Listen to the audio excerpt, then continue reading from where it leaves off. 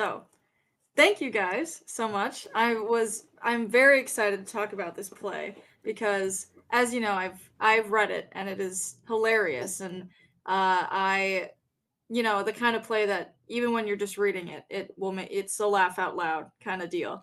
Um so I want to just start off. I'd love to know how the constructivists found Cameron and how Cameron found you guys cuz it I couldn't think of a better company to premiere this play because it's yeah. Yeah, totally. I completely agree with you.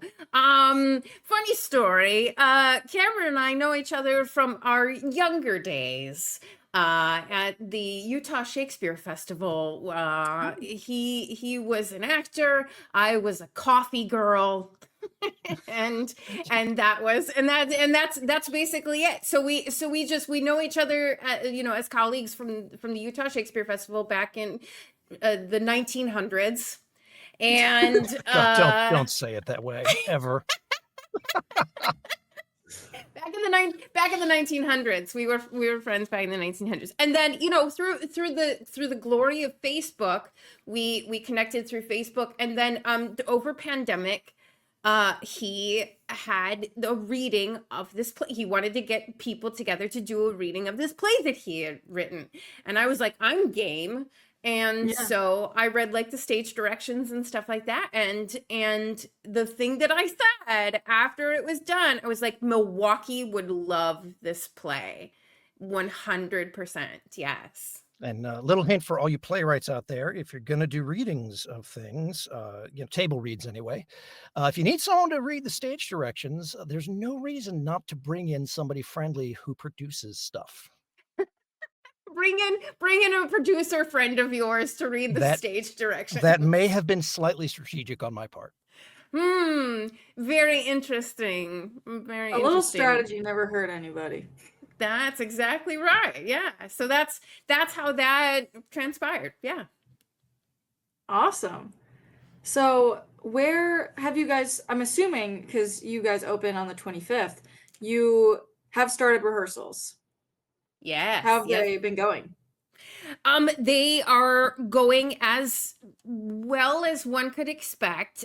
We actually do our rehearsals in Zao. As well as one can expect for as big of a project as it is, because farce is no laughing matter. That was Oh, terrible. man. That was terrible. Yeah, we do our rehearsals in the basement of a church. And so we actually just got the doors in this week and are actually now rehearsing with the doors, and have yesterday we started rehearsing with the doors. And so Wow. that's a whole new level of complication, like just getting used to, instead of like faking the door slamming, now we actually get to slam the doors. And so we have our first designer run tonight, and yeah, it is hilarious. Yeah. It is a hilarious piece of work. Cameron, thank you so much for that. I think JL undersells it a great deal. I think rehearsals are going wonderfully. I think they're exactly where they should be right now, which, in the face of how many illnesses have been among the cast, is Yes. really, really pretty astounding. I'm a very persnickety playwright, and I'm currently a very happy playwright. So that speaks very well of the constructivist process and how the rehearsal process is going right now. Yeah, Awesome. we're streaming Cameron Oh, nice. in from the East Coast, so that because it's a world premiere, we Yeah. need script changes, and all those kinds of things to make things, work better for the flow of the play. Yeah. Cameron, how have you been feeling about like how much change has been going on with the script, if any? On one level, not much. On another level, quite a bit. In terms of structural changes, the play was in very good shape when it came in. I tend to write very, very chewed on, ruminated, very already played out in my head scripts. So there's not a lot that I'm working out in the rehearsal process in terms of big structural changes, big, things that need to be worked out. In terms of smaller stuff, in terms of, are my stage directions communicating what they need to communicate? Are my stage directions physically possible for human beings to do in the current physical universe? That has That's been, real. yeah, That's yeah, real. no, and there have been a lot of changes in that regard. Generally, there've been about, I don't know, 3 to 5 pages of script notes changes per night. Some of them very minor, like, changing Yeah. punctuation in a line here or there, Yeah. which the actors have done a wonderful job rolling with. But it largely should be, I'm not going to say locked, not in a million years, but Right. the most of it has been worked out by this point, I think. Awesome. Cool. Yeah, I would agree, and I'm sure you could say the same thing, Natalie, from what you read from the audition cycle. Like it was pretty almost final when Pretty solid. of reading it. Like you're just like, what could possibly be changed in this thing? Yeah. Right. Like this is a play that I need to see right now. Yeah. Yes. Yes. Uh, Yes. so I have another question for you, Cameron. Mhm. What brought you to farces? Is this how what's your relationship with them versus other kind of genres of plays? Well, I'm something of a playwright of language, I don't know how you want to put it exactly, but my work is often much less contemporary than it appears on the page. I tend to write. Oh gosh, how do I say it? I don't know. That's an excellent question, but I've Yeah, said the because same it's not thing. exactly classical plays, No. but although my latest one is much closer to that, and Car Underground, but y- y- yeah, no. So to answer your question in the shorter version, I wanted to write a farce as a formal exercise, just because they are hard to write, and I wanted to see what it was like to write one. And I was watching a lot of Faulty Towers, um, and also happened to be Yep. watching a lot of Walking Dead at the time. And uh, in my research on farces, one of the best bits of knowledge about it that I read was, or wisdom, is that secrets are the engine of farce, and the juicier the secret, the better the engine runs. And if someone in a closet that you're not supposed to be having sex with is a juicy secret, someone in a closet that you're not supposed to be having sex with a zombie bite is a much juicier secret. Which I Upping think has the been, ante. yeah, I think it's been borne out by this play. Yeah, the secrets are pretty great in this one. Yeah. They are.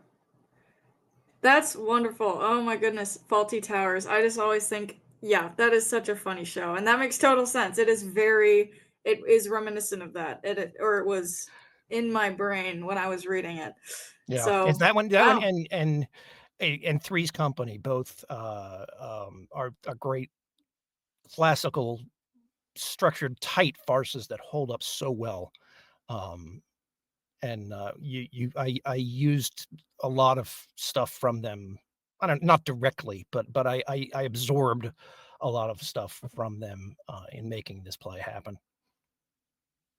Yeah. So what's interesting is since you said that you had the table reading of it, and when you guys, I'm assuming it was a virtual table read because you said it Yeah. was during the pandemic. Yeah. So how, I guess, are you approaching it in a sort of an escapism kind of, slamming doors, we're having a good time, or do you find some uh a bit of a shadow of reality in the way that the characters are kind of treating this zombie apocalypse that's going on that is at all reminiscent of when the pandemic when you were doing the table read or just the attitude of people today, not necessarily regarding illnesses, but secrets? I don't know that there's a greater relevance to it necessarily. If there is, it's probably unconscious. I tend to be a very humane playwright. I have a hard time treating my characters badly, which is a problem actually if you're a writer. Um, but it's the play is grounded. It is absurd the given circumstances of this play and what these characters go through over the course of this play. But it's very grounded in genuine characters with genuine human needs. Um, and I don't want to spoil anything, but I think it winds up in a kind of a sweet place. But yeah, Yeah. I guess I would put it in the escapist end of things. But I mean, basically, more from my perspective, it's more like I just want to make people laugh so they can't breathe. You know, I just want to like give them an evening of just utterly wrecking with them with how hard I make them laugh. It's a valiant goal. I think coming from the constructivist perspective, just as an artistic director and producer, I mean, you know, a lot of people are familiar with our work by now, but we go dark. I mean, like deep and dark, and I mean, look at In the Canyon last year. That was like, you know, the Yeah. end of the world, like apocalyptic, and what a, you know, horrible, that ending was it was actually kind of hopeful at the end, with the women Yeah. walking out the door and into the desert land, you know. Yeah. But I think from my perspective, what I really think it's an opportunity for us as a company to show our funny bone, to really show how funny we actually can be. And even if it is, you know, still bloody and horrible and filled with gore. Oh yeah, let's Right. not make any mistake. A lot of people die, and there's a A lot lot of of blood and people gore. die. Yeah, you said I think it ends happily. I was like, post death, yeah, post mortem happiness. So but I think out of, if you look at like the constructivist dark comedy on a scale, or like, yeah, on a linear scale, there's funny, and then there's drama. I think this is the furthest funny we've ever Yeah. gotten. Yeah. And of course, with Yeah, I like think that's all comedy and especially farce, it has to be played straight. And if you look at this play from the perspective of each of the characters, the stakes are absolutely life and death, and the things that happen to them are absolutely horrific.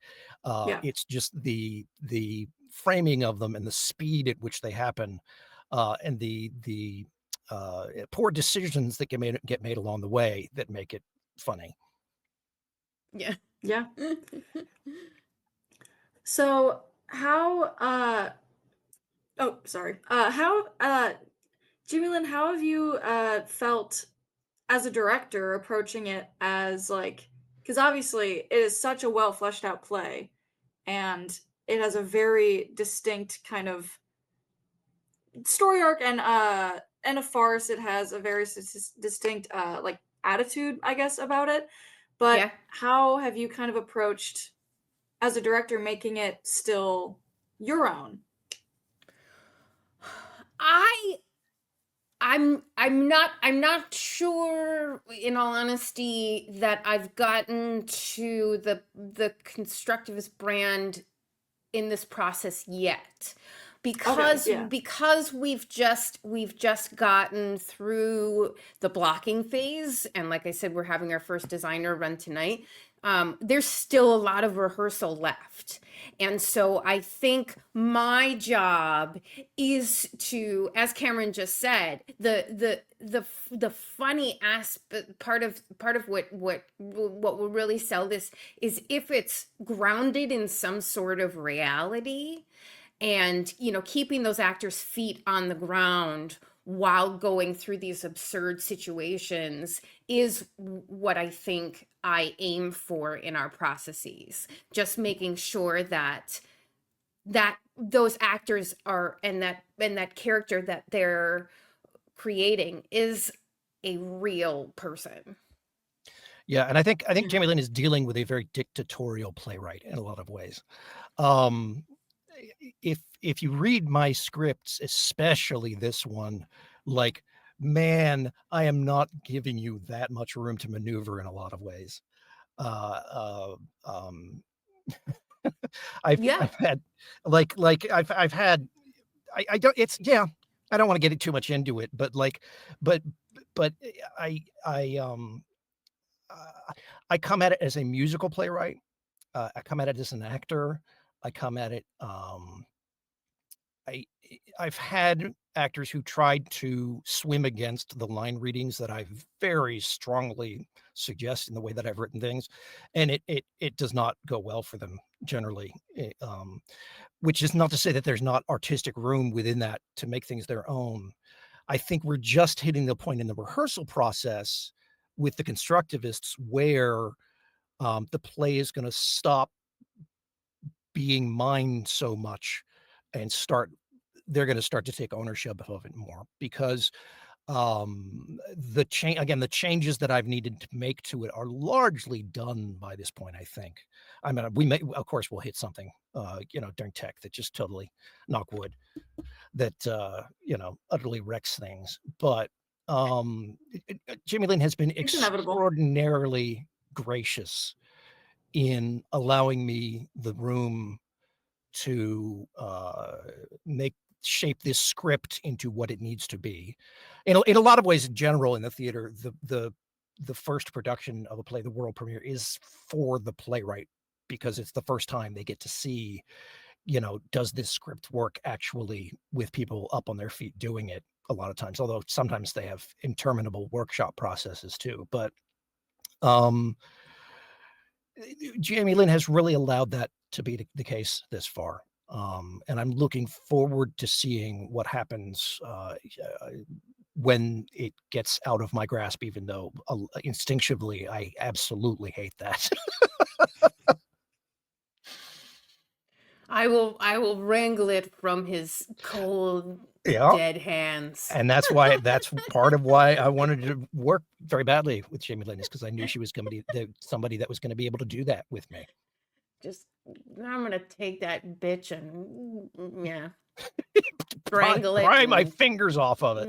Yeah. Cold dead zombie hands. Oh no, Cold, yeah, dead no. I mean, zombie I sent hands. her an email. I sent her an email last night, in fact, that was like a page and a half of notes where I was just literally like, these are none of my business notes.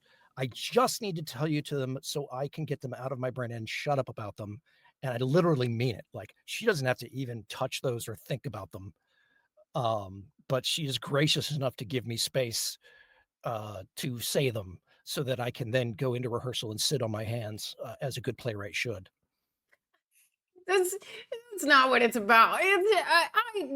I really value a lot of input in my processes. I have, intimacy persons and fight persons. And yes, those are kind of standard persons these days. But the people that I have on the constructivist processes, I also value their eyeballs and their brains to give feedback in spaces that lean more towards the acting and directing spaces. Just because I don't know, we don't know everything. Directors,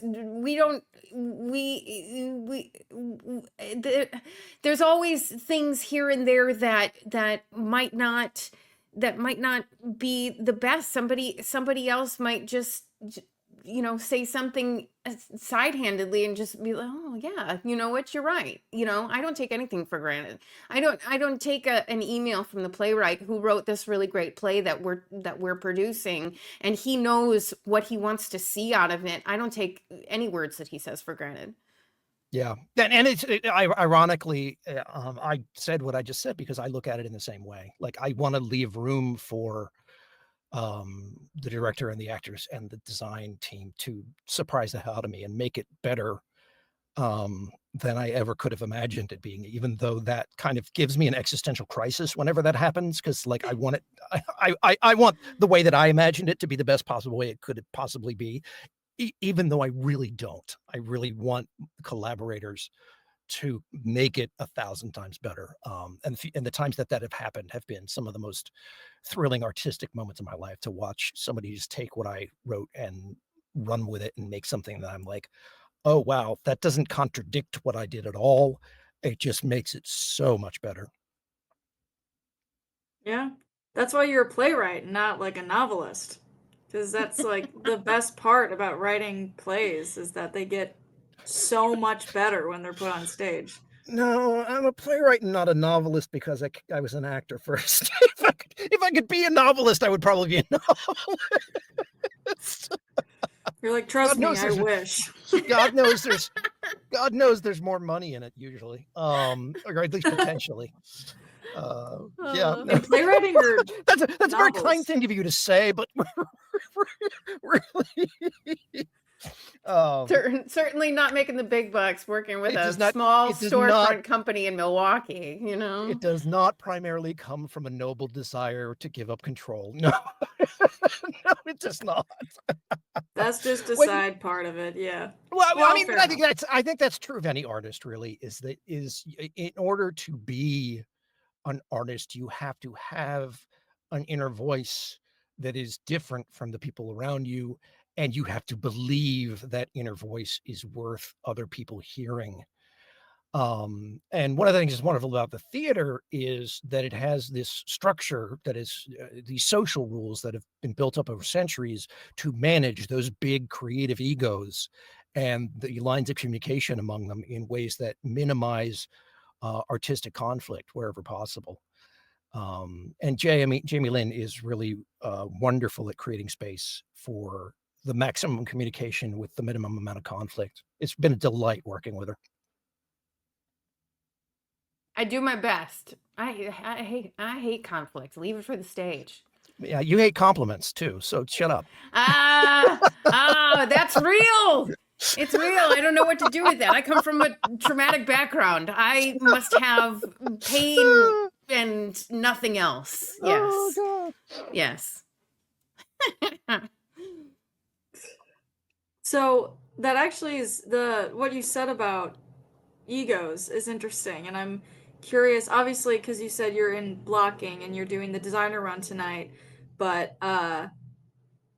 and you were saying, and Cameron, you were saying that you know that the actors are going to kind of make the characters their own, but how was the like Jamie Lynn, have you worked with any of the actors that are in the cast? Are they all new to you, or like how have they been kind of finding, how's their exploration of their characters been going? It's 50-50. I've got 50% returnees and 50% new persons, which I think is a really great mix of people. And then we've got for our secondary persons, our understudies, if you'd like to call them that. We've got one of my favorite persons to work with as an understudy, Nate Press. He took on as a swing all the male roles, and he is just. Oh, wow. I'm forever grateful. And then two new persons to the process. I think I really, because I am also an actor first, I think I really lean into giving actors a lot of space to discover things on their own. And because I really feel like when things come from their instincts and their heart space and their brain space, you get a better performance out of artists than, imposing ideas and things on top of artists. And so I like to watch and observe, and then you'll see some, like last night one of the artists did a move, and I was like, you had the instinct to do it, just go with it 100%. Like you went there 80%. Do the full movement, and it's something dirty. So I was like, so if it's within your boundaries, go all the way with it, and make that moment happen. And they did, and it was great. And I hope it stays in the show the whole time.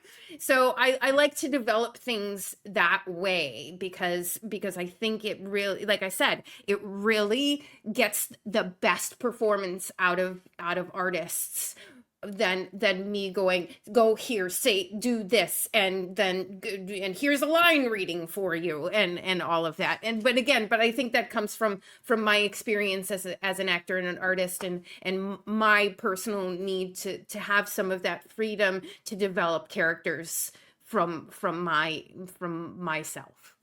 That's so funny, because I want the structure as an actor. Like, I'm much And more I've- with, like, I'm much more with Shaw on this. Like, stand there and say it the way I wrote it.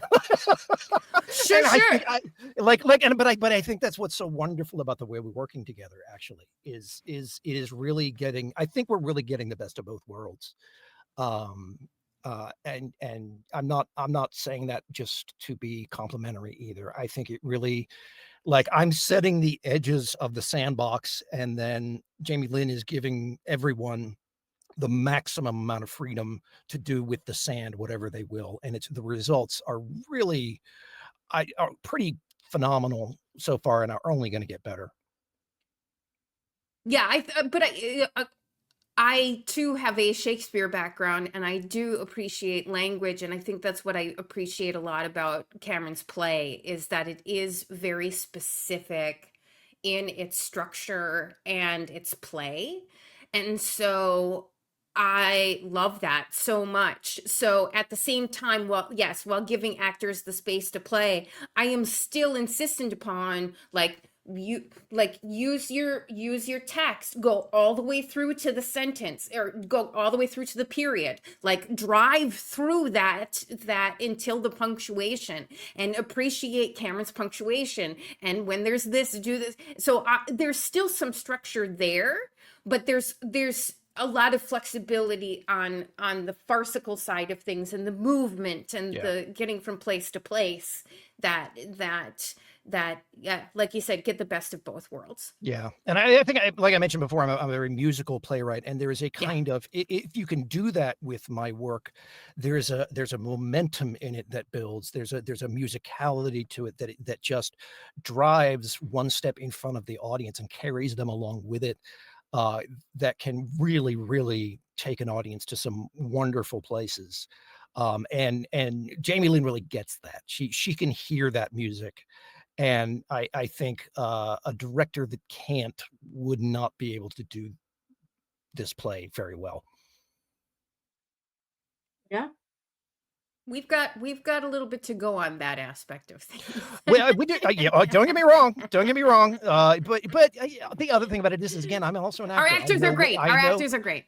I know where the actors are right now. Yeah, They are currently building their moments. Yeah. They will take out the space in between them later. Yeah. And yeah. No.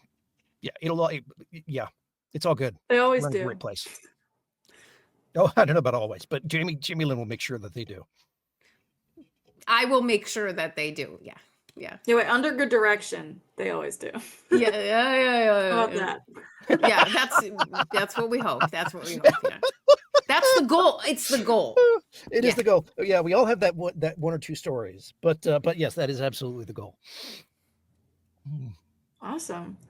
Well, is there anything else that you guys feel like you really want people to know before they come and see this show?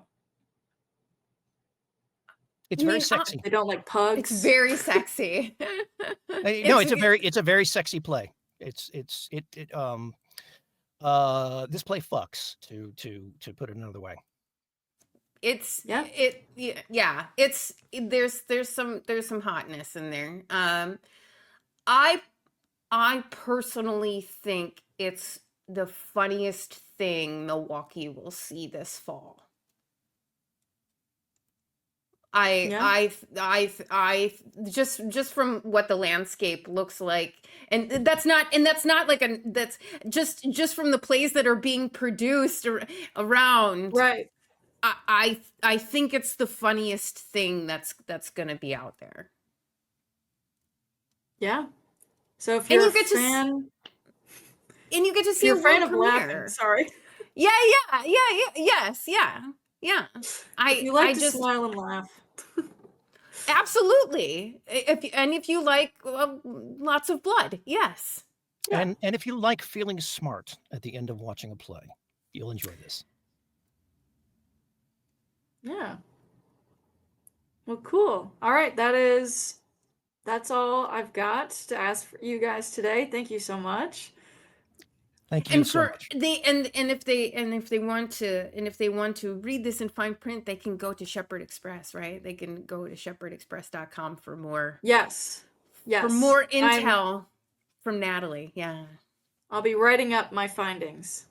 Yes. Yay. I'm very excited. Thank you so Me much for too. inviting us. I feel so special to get a Shepherd Express preview. Yay. Of course. Awesome. All right. Self plug. You may want to go look up my first play, which was then also made into an independent film of Dyson Men, just to frame me as an individual. If you want to do that, I agree. I love that title of Dyson Men. I think it's the best. Bed and Breakfast of the Damned of Dyson Men. You're really good at those titles, Cameron. Yeah, because there aren't that many people who know what that is, but there are some. There are some who, oh wow, he's the guy that wrote of Dyson Men. I know, there's a select, small, but fervent fandom for that. But they did it in Chicago. I mean, they did actually. Yeah, it's right down the road. It's they did do it in Chicago.